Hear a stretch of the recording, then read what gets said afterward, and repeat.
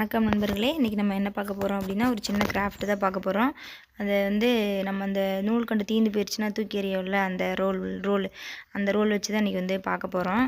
இந்த பொருள் செய்கிறதுக்கு இந்த ஒரு ரோல் பத்தாது. ஒரு ரோல் அதாவது அந்த ஹைட்டு பத்தாது. அதனால் 2 ரோலையும் ஒன்றா ஒட்டிக்கணும். ஒன்றுக்கு மேலே ஒன்று ஒட்டிக்கோங்க. உங்களுக்கு நீங்கள் இப்போ உள்ள நூல் என்கிட்ட இல்லை, நான் என்ன யூஸ் பண்ணுறது அப்படின்னா, நீங்கள் உங்களுக்கு பெயிண்ட் பண்ணணும் அப்படின்னு பிடிச்சிருந்தாலும் நீங்கள் பெயிண்ட் பண்ணிக்கோங்க. நான் 2 கலர் எடுத்திருக்கேன். நீங்கள் வேணும்னா 2 கலர் எடுத்துக்கோங்க, இல்லைனா நீங்கள் ஒரு கலர் மட்டும் வச்சு பெயிண்ட் பண்ணாலும் ஓகே தான்.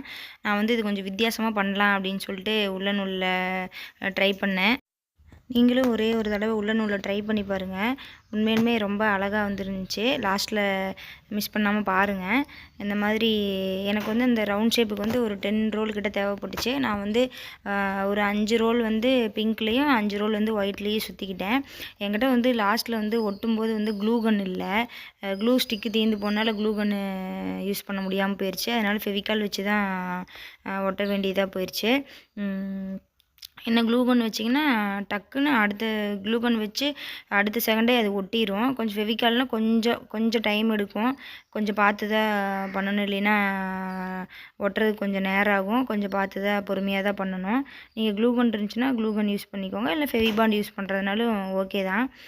அடுத்து 5 ரோலு இதில் 5 அதில் 5 செஞ்சு வச்சுக்கிட்டேன். செஞ்சு வச்சதுக்கப்புறமா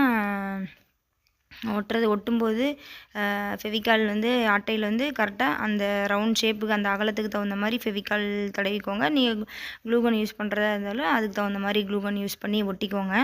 ஒட்டிக்கிட்டு நான் லாஸ்ட்டாக கொஞ்சம் பார்க்குறதுக்கு இன்னும் அழகாக தெரியணும், மேலே அந்த ரவுண்ட் ஷேப்பில் அது கொஞ்சம் எனக்கு பிடிக்கல, ரவுண்டு தெரிஞ்சனால. அதனால் என்கிட்ட பாசி இருந்துச்சு.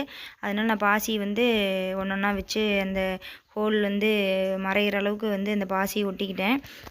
நீங்கள் வீட்டில் கொஞ்சம் ஃப்ரீயாக இருக்கீங்க, உங்கள் குழந்தைங்களுக்கு ஏதாவது சொல்லிக் கொடுக்கணும்னு நினைக்கிறீங்கன்னா, இந்த மாதிரி சின்ன சின்ன அதாவது வேஸ்ட் திங்ஸை வச்சு எப்படி கிராஃப்ட் பண்ணலாம் அப்படிங்கிறத அவங்களுக்கு சொல்லிக் கொடுங்க.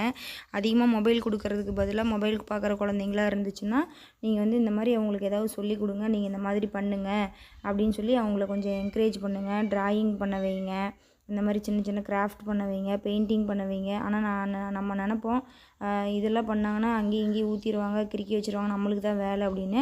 என்றைக்கு நமக்கு வேலை இருக்குது, அவங்களால நம்மளுக்கு வேலைன்னு சொல்லி என்றைக்கு நினைக்கிறோமோ அது நம்மளே அவங்கள மொபைல் பார்க்குறதுக்கு நம்மளே காரணமாக போயிடுவோம்.